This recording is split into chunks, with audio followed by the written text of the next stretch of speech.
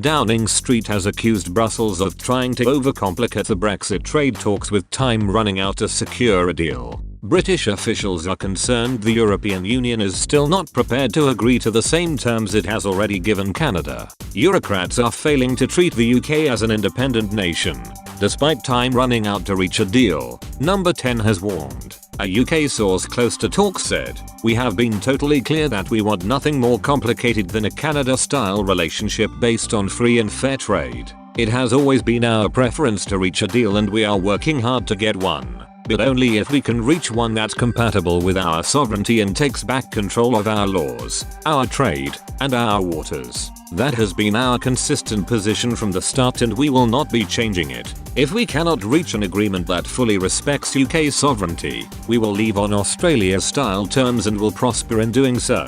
The PM said this on the 16th of October and is confident we can do it because we always knew there would be change on the 1st of January whatever type of relationship we had. The wrangling over a Brexit trade deal is still at a bitter impasse over future fishing rights and common standards. Boris Johnson wants a deal but is sure we will prosper if EU negotiators refuse to accept Britain as an independent nation.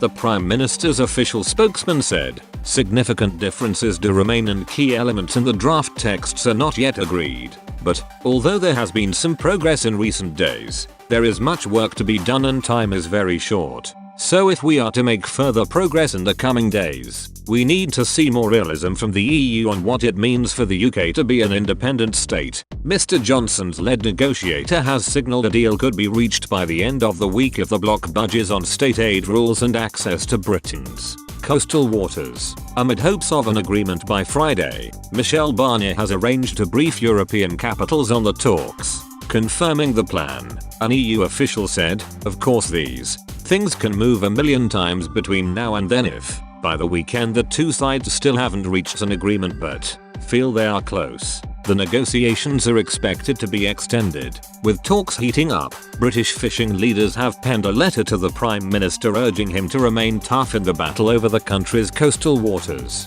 The National Federation of Fishermen's Organisations and Scottish Fishermen's Federation wrote the industry had never been in a stronger position than we are now. They warned any capitulation would only pile further misery on the industry after more than 40 years under the EU's controversial common fisheries policy. Elspeth MacDonald and Barry Dees wrote, "No other country in the world gives away its fish in the way the UK has for the last 40 years. This is the time to right these wrongs. This is the UK's once-in-a-lifetime opportunity, the sea of opportunity, to climb the ladder of successful seafood nations and for the UK to reap the greatest benefit from our sovereign natural resources, not to continue to give them away for the benefit of others." Trade talks continue in Brussels with Lord Frost and Mr. Barnier set to hold meetings until the end of the week.